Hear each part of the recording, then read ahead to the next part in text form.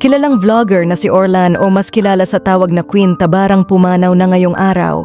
Kilala si Queen Tabarang sa kanyang mga content na puro pang good vibes at pagpapaligaya sa kanyang mga followers. Matatandaan na nitong nakalipas na araw ay isinugod si Queen Tabarang sa hospital dahil sa hindi maganda ang pakiramdam nito. Sa isang vlog ni Saima Dianal Sambutuan nito lang Pebrero 17 ay makikitang kahit na may nararamdaman na ito ay patuloy pa rin ang pagpapatawa sa kanyang manunood. Hindi pa naman malinaw kung ano nga ba ang sanhi ng kanyang pagpanaw. Siguradong mamimiss siya ng kanyang mga taga-subaybay, mga tawanan at kulitan nito sa kanyang vlog. Sa kanyang mga pamilya at mga kaibigan, taos-puso po kaming nakikiramay sa kanyang pagpanaw. Isa kami sa mga kanyang followers na laging tumatawa sa mga video niya na kanyang ibinabahagi.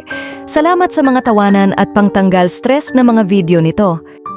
Salamat sa iyong panonood at kung bago ka pa lang sa aming channel, huwag kalimutang mag-subscribe at pindutin ang bell icon para ma-notify ka kung may bago kaming upload.